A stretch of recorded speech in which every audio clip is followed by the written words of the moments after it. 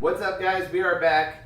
We have the Cannondale Super V. Thanks for tuning in to D2 Wrenchworks and DIY. Please do take a moment to subscribe, like if you like this type of content, and I'll be sure to make more of this soon. So, this is part 2. If you want to check out part 1, if you haven't seen that already, please do. I really appreciate that. Bike came out awesome. I can't complain. I have to admit, even though I look positive in part 1, I took a little bit of time to film that because getting all the parts together, and it just seemed like it was going to be a huge pain. I had never dealt with a head shock. I was hoping to rebuild it. That was a complete waste of time. Finding a 26-inch fork I thought was going to be impossible. I got lucky. I got a local guy that traded me. I didn't want to spend all my money, you know. This is really just for a video. I would love to ride this, but it's a little big for me. I ride a medium. This is a large, so it is what it is, but it's a great project. It turned out awesome. You can see we got some new bars on here. We took the head shock off. One of the things I did include in a video, if you do have this bike, I show you how to remove it and how to replace it. So please do check that out if you do need it. We'll start here at the fork. One of the things I didn't mention in part 1 is the headset. The original headset is ginormous, as is the stem. You can see this is a 1 1/2 inch stem and only has a 28.6 bar clamp. So this is an older style and something that's you're never even going to use on a head shock anymore because we're tossing it. So you're going to need a new stem. Your headset has to be removed from this bike. This is the original cups. They're ginormous, as I mentioned. You're going to have to get a tool and hammer them out. You're going to have to get, Cane Creek makes I have this in the description as well. Cane Creek makes an adapter set. You have to press that new set in. Do so carefully. Try not to make sure you put any, you know, if it's like crooked, you want to make sure not to put any damage to the frame. You don't want to crack it, give it any extra stress or anything. So we got that in there. We got the new headset. Now that we have a 1 1/8 inch traditional fork, we have to get a new stem. This is a 1 1/8 inch stem to a 31.8. This is modern. I mean, this is on everything nowadays. So finding these used or new, dirt cheap, great idea. Gives you a little more ability to customize the bike to your fit as well, because now you're going to put whatever you'd like on there. And this also gives you the option to upgrade to now what is a more modern industry standard for mountain biking, 31.8. Much thicker, gives you more control. Also gives you the ability to go wider because these are actually the standard bars that came on this. And if you could see, we're going to go all the way to here, I'll go all the way to this end. It's almost 6 inches wider total. You got 3 inches on each side of the handlebar, and this is some very heavy steel. It is not nearly, you can see on the end, it's not nearly as big. So you get a little bit more comfort, a little more control going with the newer, thicker handlebars, and we get more width. Great idea, pretty much a no-brainer. So I have, again, parts to all this in the description. The next thing we did, I did put some really cool grips on there, some budget stuff off of Amazon. As I mentioned, we converted. We no longer have the grip shifts, which I really don't like in mountain biking because if you're like going down a trail, you're going to be likely to accidentally shift. Misshifting can bend up a derailleur, or you don't want to have those problems. That's all I'm saying. So having these rapid shift shifters, we can just bang, bang, bang, bang, bang. You can do multiple shifts easily without taking your hands off of the handlebar or the brakes. And then right here on the other side, just with the other finger, rapid shift down. If you're just bombing a hill, you could stay holding on, like I said, one hand over the brakes and with the other finger just clicking down. Very great setup, great budget.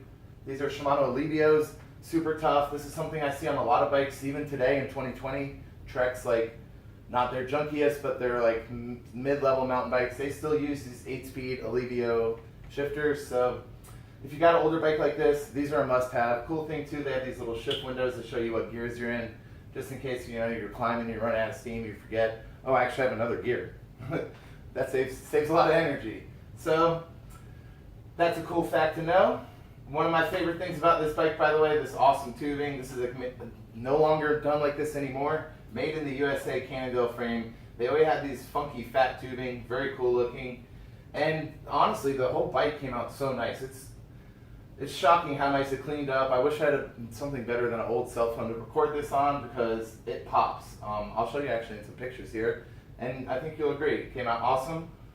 You will also notice I stuck with my plan, mate. I got lucky. I have to admit, like I said, when I was taking it apart, I was I was already not that, I was getting a little disappointed in what I had.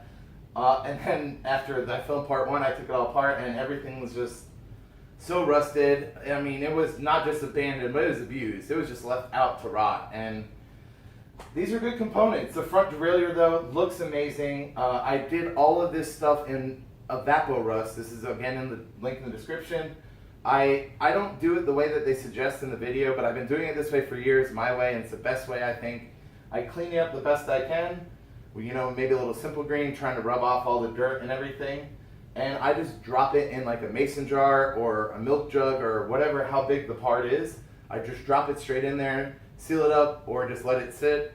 And I mean, honestly, I keep reusing it too. Kind of seems a little gross, but it's a little expensive, so whatever. And it still keeps working since the day I bought it, almost 2 years ago. I bought like a big gallon jug. I'm probably about the point where I need to buy more now. But next time it's going to be a 5-gallon because that's how good this stuff is. I want to be able to just put anything I want in there.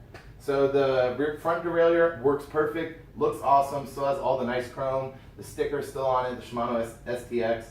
You know, at being a vintage bike, I wanted to keep that, you know, period correct parts on it. It's what came on it, but it looks as nice as the red does on the frame. And the original pictures, they're bad. It's pretty rough. The rear derailleur included, you can see here, nice and shiny, no rust. Surprisingly, no spring damage to it. It's all, you know, just bam, bam, bam, shifts no problem, super clean shifting.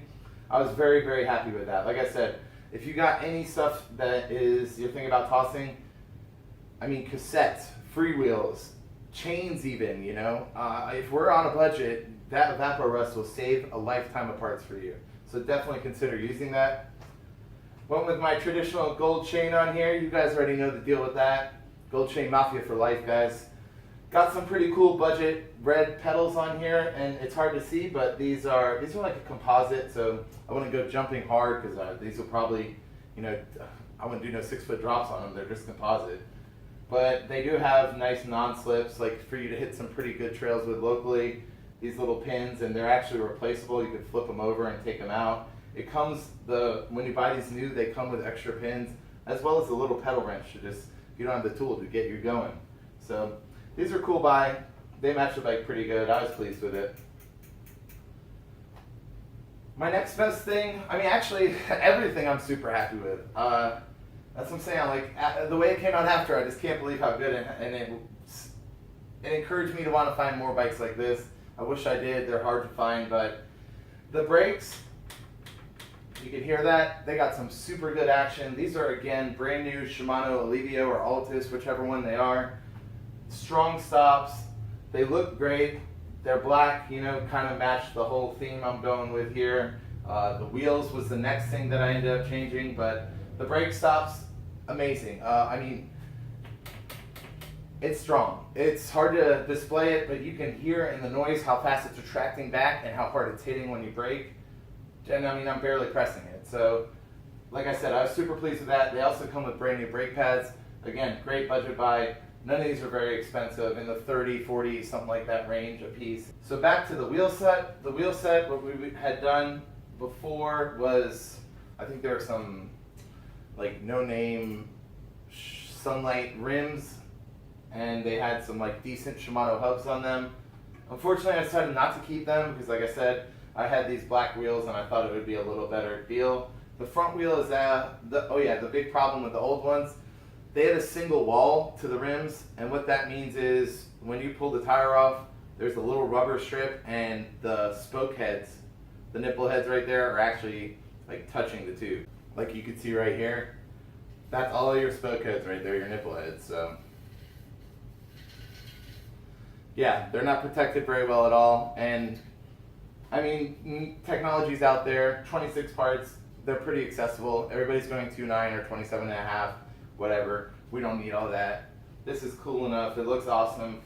So what the front wheel has is a double wall. It has an extra one there, so it's a little more protected.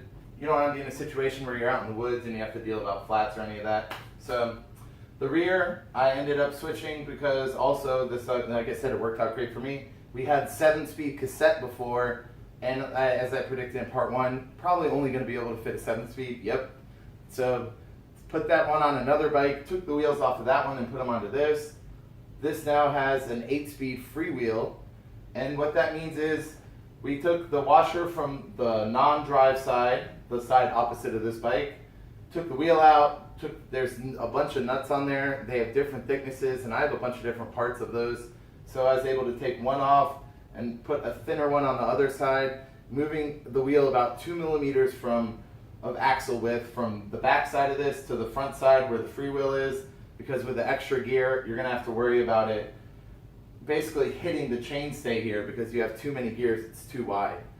So that gives you the ability to actually shift it over a little, and you might, this one actually I did not have to because I guess it had already been dished beforehand, but you might have to actually re-true it. They call it dishing it because the wheel needs to be in the center, and since you're moving it over a little bit, it's going to be a little off-centered. So you want to like just true it a little bit.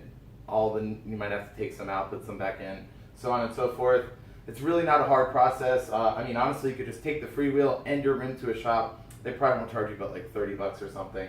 It's less than like an hour's worth of work. I also did switch that over to so we have more gear, but also we have a larger cassette as well now. That's also a big bonus, you know, it makes it easier to climb when you have a bigger gear in the back.